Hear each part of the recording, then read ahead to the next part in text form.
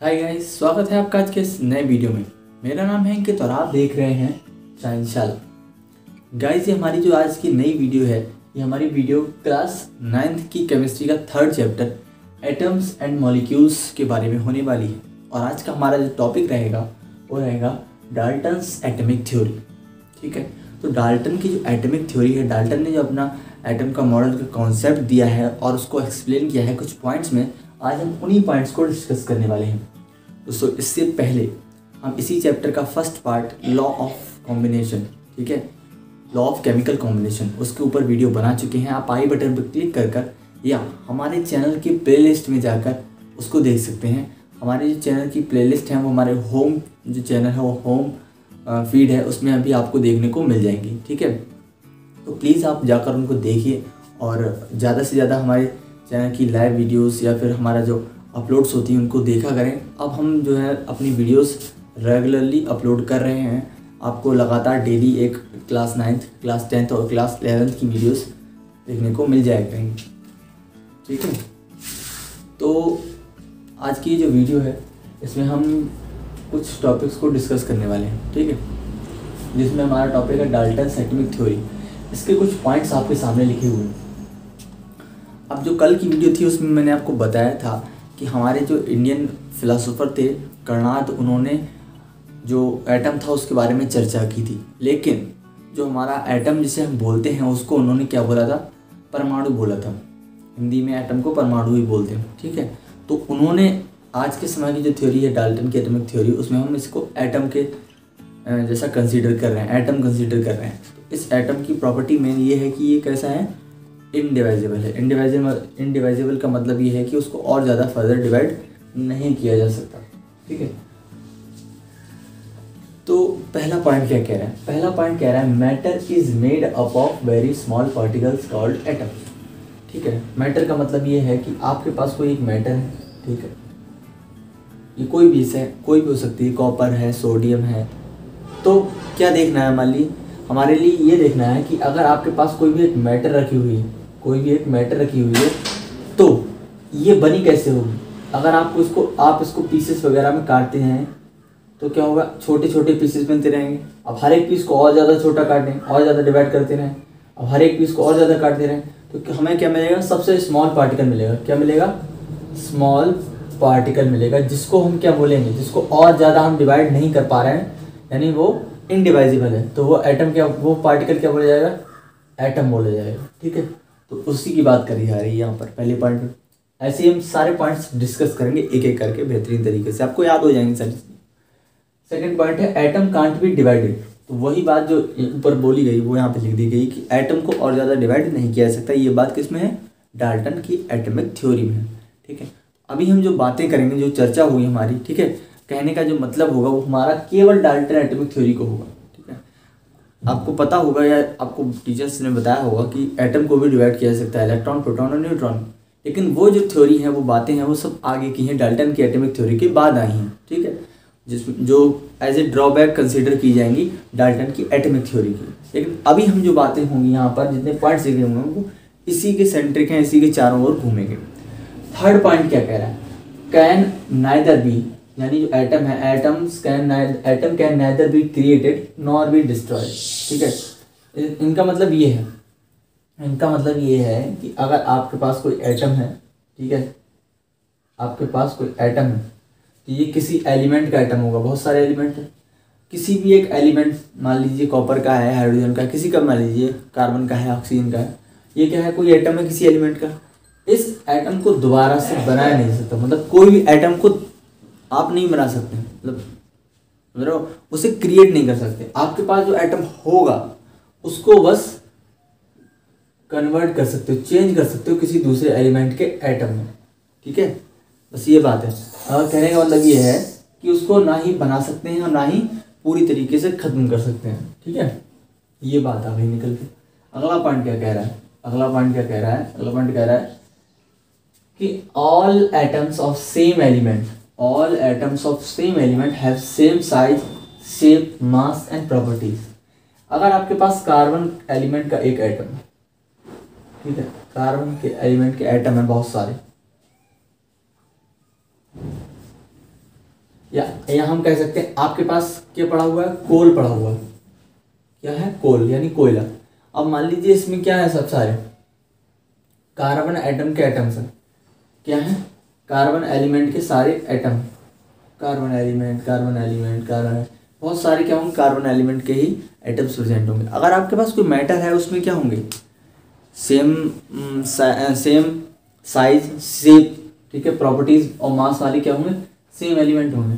तो अगर कोई भी एक एलिमेंट है उसके जितने भी एटम होंगे, किसी भी एक एलिमेंट के जितने भी एटम आपको देखने मिलेंगे, आपके पास कार्बन हमने एलिमेंट ले रखा है, इसमें क्या है, कार्बन के सारे एटम्स हैं। तो हम क्या देख रहे हैं कि इसमें जितने भी एटम प्रेजेंट है सबका सेम साइज है, सेम शेप है, मास है और प्रॉपर्टीज भी हमें सेम देखने को मिलेंगी। ऐसा नहीं होता कि किसी भी एलिमेंट के दो एटम ले लिए जाएं, किसी भी एलिमेंट के दो एटम ले लिए जाएं और दोनों के साइज शेप मास और प्रॉपर्टीज अलग अलग हो, ऐसा नहीं होगा। वही बात यहाँ पर एक्सप्लेन कर रहे हैं। अगला पॉइंट देखिए फटाफट से क्या कह रहा है, 6th point, different element atoms have different shape size mass and properties. अब यहाँ पे क्या था, केवल कार्बन एलिमेंट को कंसीडर कर रहे थे, उसकी सारी बातें देख रहे थे। लेकिन अगर यहाँ पर हम एक ऑक्सीजन बना लें, क्या बना लें, एक ऑक्सीजन ले लें, तो अगर हम कंपेयर करें ऑक्सीजन के एटम्स को कार्बन के एटम्स से, दोनों क्या है, अलग अलग एलिमेंट है। अगर हम अलग अलग एलिमेंट के एटम्स की कंपैरिजन करें तो दोनों का size, shape, mass and properties दोनों क्या होंगी, अलग अलग होंगी। ये सब चीज़ें क्या होंगी, अलग अलग होंगी। ठीक है, क्लियर होगी बात, ये पॉइंट क्लियर हो गया कि अगर आपके पास दो एलिमेंट हैं अलग अलग और उनके एटम्स जो होंगे वो साइज, शेप, मास और प्रॉपर्टीज उनकी अलग अलग देखने को मिलेंगी। ठीक है गाइस, अगर वीडियो समझ में आ रही है, पसंद आ रही है तो लाइक ज़रूर कर दिया करें और अपने फ्रेंड्स के साथ इस वीडियो को ज़रूर शेयर करें। ठीक है, अगला पॉइंट देखिए, chemical combination between two elements form molecule and compound. ये बहुत इंपॉर्टेंट पॉइंट है, बच्चों को समझ में नहीं आता क्या बातें हैं, देखो इसको समझते हैं। ठीक है, इसको समझते हैं बहुत अच्छी तरीके से, बहुत इंपॉर्टेंट पॉइंट है और क्लास 9 के हिसाब से ये काफ़ी टफ भी है। तो ये कह रहे हैं कि केमिकल कॉम्बिनेशन होगा किसके बीच, दो एलिमेंट्स के बीच, जिससे क्या बनेगा, मॉलिक्यूल बनेंगे एंड कंपाउंड बनेंगे। तो देखिए आपके पास क्या है, मैंने कल की जो वीडियो थी उसमें भी ये बात समझा रखी है। आपके पास है एक हाइड्रोजन का एटम, एक और हाइड्रोजन का एटम,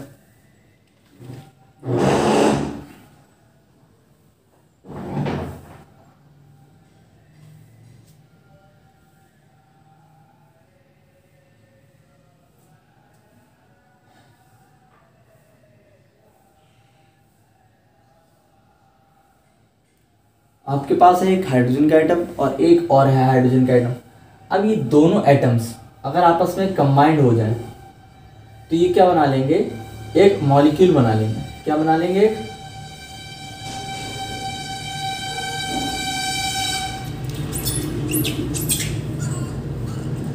मॉलिक्यूल बना लेंगे।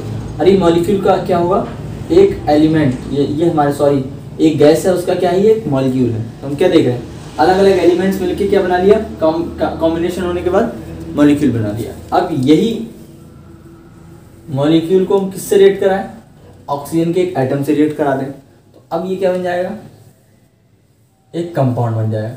कंपाउंड इसको हम क्यों बोल रहे हैं, इसको ये इसलिए बोल रहे हैं क्योंकि इसमें दो अलग अलग एलिमेंट प्रेजेंट हैं, दो या दो से ज़्यादा अलग अलग एलिमेंट प्रेजेंट होते हैं, तो वो क्या बोला जाता है, कंपाउंड बोला जाता है। ठीक है, ये क्या बन गया, वाटर कंपाउंड।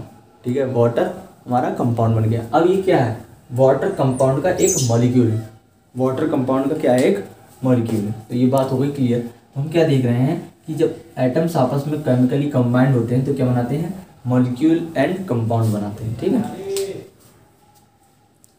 अगला क्वेश्चन देखिए, पॉइंट देखिए, the number and kind of atoms in a compound is fixed. The number and kind of atoms in a compound is fixed. ये क्या बात कह रहा है, ये कह रहा है कि किसी भी कंपाउंड, मैंने बताया ये कंपाउंड, किसी भी कंपाउंड के अंदर number of elements, number of atoms and element is fixed, ठीक है। Number N, kind of atoms in a compound is fixed. कहने का मतलब ये है किसी भी कंपाउंड के अंदर कौन कौन से एलिमेंट प्रेजेंट होने हैं, कौन कौन से एलिमेंट रहेंगे, ये एंड, ठीक है, और उनकी नंबर क्या होगी, उनकी संख्या क्या होगी, ये भी जो होती है अमाउंट उनकी फिक्स रहती है। सपोज दैट आपके पास वाटर का एक मॉलिक्यूल है और इस मॉलिक्यूल के अंदर ये बात फिक्स है कि इसमें हाइड्रोजन और ऑक्सीजन रहेंगी। अब हाइड्रोजन कितने होंगे एटम, 2 होंगे, और ऑक्सीजन का एटम 1 होगा। आपके पास कोई दूसरा मॉलिक्यूल है NH3, अमोनिया आपके पास प्रेजेंट है, तो क्या देख रहे हैं, नाइट्रोजन 1 प्रेजेंट है और हाइड्रोजन के 3 एटम प्रेजेंट है। नाइट्रोजन का 1 एटम और हाइड्रोजन के 3 एटम। ये चीज़ क्या है, फिक्स है। नंबर फिक्स है कि कौन कौन से एलिमेंट के कितने एटम रहने हैं, और ये भी फिक्स है कि एलिमेंट कौन कौन से रहने हैं। इसमें कौन कौन से एलिमेंट है, नाइट्रोजन एंड हाइड्रोजन। अगर आप और लिख लें CaCO3, क्या लिख लें, CaCO3, तो यहाँ पे क्या फिक्स है, कैल्शियम प्रेजेंट है एलिमेंट, कार्बन प्रेजेंट है और ऑक्सीजन प्रेजेंट है, 3 एलिमेंट इसमें प्रेजेंट है। और ये भी फिक्स है कि इसमें कैल्शियम का 1 एटम, कार्बन का 1 एटम और ऑक्सीजन के 3 एटम प्रेजेंट होंगे। तो ये बात बिल्कुल अब समझ में आ गई होगी, क्लियर हो गई होगी। अब देखते हैं अपना 9th पॉइंट क्या कह रहा है। Atoms of different elements combine in a small whole number to form a compound. कहने का मतलब ये है, ये क्या है, हमारा एक लॉ है। ये क्या कह रहा है, ये कह रहा है कि कोई भी कंपाउंड बनता है उसमें जो एलिमेंट होते हैं वो एक स्मॉल होल नंबर में क्या करते हैं, कंबाइंड होते हैं और कंपाउंड की फॉर्मेशन करते हैं। तो अगर हम देखें यहाँ पर जो रेशियो है वाटर में H और O का, ये क्या है, बाई मास। अगर हम इसका रेशियो देखें तो क्या आ रहा है, इसका रेशियो ये आ रहा है कि हाइड्रोजन का यहाँ पे क्या है, एटॉमिक मास 1 है, ठीक है, और ऑक्सीजन का क्या है यहाँ पर 8 होता है एटॉमिक नंबर। 8 को क्या कर देते हैं, डबल कर देते हैं, ठीक है। तो अभी यहाँ पर एटॉमिक मास क्या आ रहा है, ये हो गया 16, और यहाँ पर हाइड्रोजन का 1 होता है, तो यहाँ पर हाइड्रोजन कितने 2 हैं, तो उसकी मल्टीप्लाइड 2 से हो जाएगी, 2:16 या फिर 1:8 बोल सकते हैं। ये क्या है, इसका एटॉमिक मास का रेशियो है, मास का रेशियो है इसका, किसका, एलिमेंट्स का। तो हम क्या देख रहे हैं कि हमेशा जब भी कोई भी एक कंपाउंड बनेगा, या फिर हम कह सकते हैं वाटर का जो मॉलिक्यूल बनना है, जो कंपाउंड बनना है, उसमें हाइड्रोजन ऑक्सीजन जो होंगे किस रेशियो में रिएक्ट करेंगे, 1:8 में आपस में कंबाइन होंगे। 10वां पॉइंट इससे कुछ अलग है, वो क्या कह रहा है, atoms of same element can combine in more than 1 ratio two form more than 1 compound. अगर ये कह रहा है डिफरेंट एलिमेंट्स की बात थी, तो यहाँ पर H और O डिफरेंट एलिमेंट्स हो गए थे, यहाँ पर सेम एलिमेंट की बात हो रही है, तो same element can combine in more than 1 ratio two form more than 1 compound. कोई भी जो एलिमेंट्स होते हैं, सेम एलिमेंट है, वो अगर अलग अलग रेशियो में आपस में रिएक्ट कर लें, तो एक से ज़्यादा तरीके के कंपाउंड बना सकते हैं। यहाँ पर जो एलिमेंट हम देख रहे हैं, यहाँ पर H2O तभी बनेगा जब ये रेशियो, मास का ये रेशियो आपस में कंबाइंड होगा तो ये बनेगा। लेकिन इसका रेशियो अलग अलग हो जाएगा तो हमारा कोई दूसरा कंपाउंड बन सकता है, हो सकता है वो हमारा H2O2 हो, हाइड्रोजन पेरोक्साइड हो, ठीक है, और क्या हो, और कोई दूसरा एग्जांपल ले लेते हैं, जैसे हमारे पास CO है, इसका कुछ अलग रेशियो होगा, CO2 भी हो सकता है। तो हम क्या देख रहे हैं, सेम एलिमेंट के एटम्स हैं, यहाँ पर क्या है, सेम एलिमेंट के एटम्स हैं, और किसमें इनका रेशियो क्या है, लेकिन अलग अलग रेशियो है। जब ये अलग अलग रेशियो में कंबाइन हो रहे हैं, मोर देन 1 रेशियो में कंबाइन हो रहे हैं, तो क्या होगा, हमें क्या मिल रहा है, मोर देन 1 कंपाउंड मिल रहा है। इसी तरीके से हम यहाँ पर ये चीज़ देख रहे हैं, इसी तरीके से हम NO देख रहे हैं, NO2 देख रहे हैं, N2O देख रहे हैं। क्या समझ में आ रही बात, कि यहाँ पर एलिमेंट्स तो सेम देख रहे हैं, किसी भी कंपाउंड में एलिमेंट्स तो सेम देख रहे हैं, लेकिन उनका कंबाइन होने का रेशियो क्या है, अलग अलग है। इससे क्या बनना है, अलग अलग तरीके के कंपाउंड्स बन रहे हैं, ठीक है। तो बिल्कुल बातें क्लियर हो गई होंगी, अब कोई डाउट नहीं रहा होगा। बस आपको करना इतना है, हमारे चैनल की प्लेलिस्ट में जाना है, उसको वीडियोस को देख डालना है, सारी एक से एक बेहतरीन वीडियोस बनाई हैं। आपको फर्स्ट चैप्टर सेकंड चैप्टर की वीडियो मिल जाएंगी, क्लास 10th की वीडियोस भी आप वहाँ पर जाके चेकआउट कर सकते हैं। मैं मिलूंगा हमारी अगली वीडियो में, तब तक के लिए गुड बाय।